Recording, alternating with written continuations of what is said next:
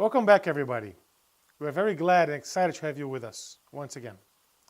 Today, we're going to cover Class 4 of Learn Spiritism with the topic Spirit, Perispirit, and Body. Let's get going. Allan Kardec, in the Spirits book, first part of the Spirits book is dedicated to the interaction of the spiritual world with our own physical world, or the spirit world, as he calls. Many questions are destined for us to understand, so that we can understand this relationship, the concept of creation, what we are as spirits, and what is God as the supreme intelligence of the universe. As we started in module number 1, with first question of Spirits book, what is God? Today, we're going to talk about spirit, matter, God, and many other subjects that it's covered in the first part of the Spirits book. The question number 27 of the Spirits book is as follows. There are then two general elements of the universe, matter and spirit, and the immortal spirits answer very wisely, yes, and above them is God, the Creator, parent of all things. God, spirit, and matter are the principle of all that exists in the universe. So that's where everything else comes from. Matter, everything that we see and touch and can feel, matter. Spirit, ourselves, or God's creation, and God itself, who, by the way, is not a spirit, as we know. As we learn from the Spirits book in subsequent questions, the immortal spirits tells us that spirits are the individualization of the intelligent principle, as bodies are the individualization of the material principle. It is the epoch and mode of this formation that are unknown to us. These are the concepts or the general elements of the universe. Let's move forward to the human complex. We humans are composed of 3 essential parts. First, our bodies, our organs, tissues, everything that's inside of us and around us that makes us function well. Our eyes, so we can see it. Our mouth, so we can talk, and etc. We also learn from Spiritism that this body is made of material things. We learn from science, better saying, that our bodies are made from components that are material, some cells, some chemical elements that we can understand where they came from. The second element of our human complex is our soul. We in Spiritism call soul the incarnate spirit, or the spirit who animates our bodies, the body, so we can have a life. We also learn that bodies without spirit have no life. Spirit without a body, there's still life. So, it's very simple as saying that spirit, something that connects the spirit to the body, so the body can have a life. So we, spirits, can animate this body. And this incarnation, I have this body, with certain attributes, with certain characteristics, like the color of my eyes, like my size, and etc. In my next incarnation, I'll have different sets of characteristics, perhaps a different sex, perhaps different things in my body that I don't have or I have today in my current incarnation. And we learn from Spiritism that the word soul, we explain it as the incarnate spirit. So we human beings, we spirits incarnated, we are also called souls. The connection between the spirit and the body is where this chapter is going to focus primarily on it. As Allan Kardec called perispirit, or this semi-material substance that serves us, or our bodies, or spirits, its first envelope that links our soul to our body. So in order for spirit, which is this fling, to connect to the material body, we need a perispirit. If we move forward so we can better understand what spirit is as we've talked about before, we are the children of our Creator. And as it's very well explained in the Spirit's book, which we advise all of you to go a little deeper on it, so we can understand more about what some of these concepts that we are presenting to all of you today. So spirit is simply the intelligent beings of creation. Notice that the immortal spirits do not answer as the intelligence, but intelligent beings. So we are all intelligent people, right? Yes, we all are. Even the lower, it doesn't really matter. We're all intelligent. We all have the capacity to learn. We all have the capacity to understand, to grasp knowledge. Some more than the others, of course. But, as we know, in this life, we're only materializing. We're only individualizing what we've learned in previous ones.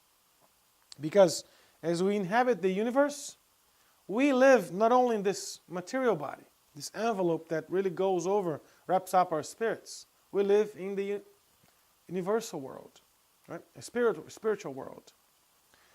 Intelligent individualities as we are non-corporeal. Spirits have no bodies per se. They were created by God, as Joanna of Angeles mentions that. They were created simple and unenlightened, which has to say that when we all were created in the same exact way. Some of us decided to make some pathways that led us to better or to worse situations in life. The important piece that we'd like you to remember is that the spirits are of different orders according to our own degree of perfection, relative perfection. So, the more we learn, the more we enlighten ourselves, the more we become wise in terms of life, spiritual world, God, and etc., we may change this order. We may go from one order to the other. In the same token, if we mentioned about a school, once you pass all your tests, you can go from one grade to the other, given you prove that you have what it takes to be in that upper grade and so forth. Therefore, the final objective of all spirits, of all of us, is to reach a relative perfection, is to come closer to God. And as we've mentioned before, the spiritual life is the normal life of the spirit, not this life right here. So, as we mentioned, we are here just momentarily. Our life is in the spiritual world. But for us to understand where we belong, we need to understand what are the orders that we have, or Kardec and the spirits, the immortal spirits, help Kardec classify them. 3 different orders. The first order, we have the imperfect beings, or the imperfect spirits, which are the majority of us in the life right now. We're still very imperfect. We still don't know much what we're doing. We still are making mistakes because we are most often proud. We still practice selfishness and so many other vices that we're trying to overcome day in, day out. So the third order is the imperfect spirits. The second order are the good spirits, those who most often are practicing goodwill towards others.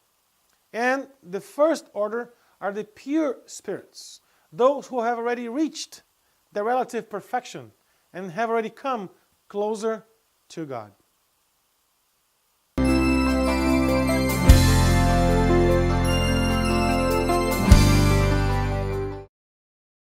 As we continue, let's talk about Perispirit. Allan Kardec dedicates a good chunk of the Spirit's book to talk about Perispirit.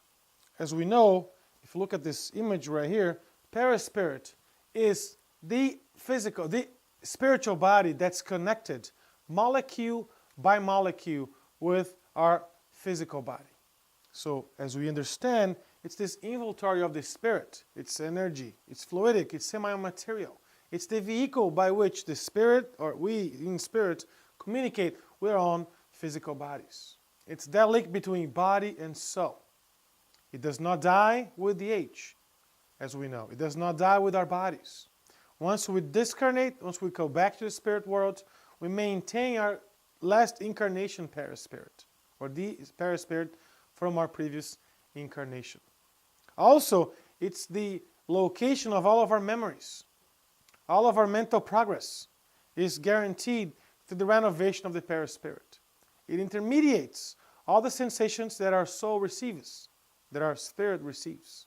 It also transmits all the sensations from the body to the spirit. In a very simple analogy, our brains, our physical brains, located on your head, are physical, but our mind is located in the spirit. And through perispirit is where the communication between mind and body, mind and brain, and body, of course, later on, is where is made possible. It's the conduit of our impressions from and to the spirit to the body. Because remember, it's connected molecule by molecule with our body. And talk about our physical body. Our physical bodies are this temporary habitation, or this temporary location where we in spirit are utilizing in this incarnation. As Joanna Evangelist mentions, it's through this body that we have today that we acquire experiences, we improve our acquisitions, we can repair mistakes, repair some wrongdoings. We can even use that for our own benefit towards some more sublime aspirations. The Spirit Emmanuel says that it is the sublime sanctuary and one of the wonderful works of creation. So when God created us, all of us, immortal beings, His children, He gave us the perispirit, or this vehicle, so we could communicate with our physical bodies, or the vehicle that we would need to make progress or to achieve relative perfection. Emmanuel also says that, I quote, "The blessing of the body on earth, even if mutilated or disformed, is like a precious opportunity of spiritual evolvement." So every single one of our opportunities, every single one of our actions is an opportunity so we can achieve more evolvement, we can achieve more enlightenment. Andrew Lewis writes something very interesting about perispirit, about our physical body, better saying. It's the first loan that we receive as spirits when we are in the flesh. So when we are almost incarnating, our perispirit is being formed. And the way perispirit is formed, we're going to touch more about this later on, but the way it is formed is the spirit will transform that perispirit in order to have all of the elements that are going to be needed for us to carry out our own incarnation. As Emmanuel very well said, it's the sublime sanctuary. To this day, we have not known how to cooperate in the preservation and involvement of the physical castle, our own physical bodies. He calls it this physical castle. Right? We as young humans, we spoil our possibilities sometimes. From outside in, wasting it without thinking. And when we do see ourselves harmed, right, or prematurely old, we became rebellious. We even destroy from inside out with mental acts of unjustifiable revolt and of useless desperation. So what Emmanuel is trying to tell us is that we need to be more careful with our bodies. Not only from what we eat or we put inside our bodies, but also from what we come out of our bodies, our mental thoughts, our mental currents, who have a repercussion on other people's lives. The last piece of this chapter is when we touch base on the immortality of the soul. Once we've been created by God, we will never die. We are immortal spirits, as was mentioned in the Spirit's book. We're not infinite, but we are immortal, because we have had a beginning when God created us. We were created different than God, who is infinite, which is infinite.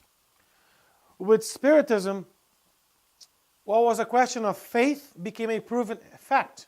So let's go back into the foundational elements of Spiritism. Its scientific piece gives us knowledge, proves us that it's not a matter of faith anymore, but now it's a matter of understanding, rationalizing what it is that we're doing here. The dead are discarnate human creatures, however, completely alive.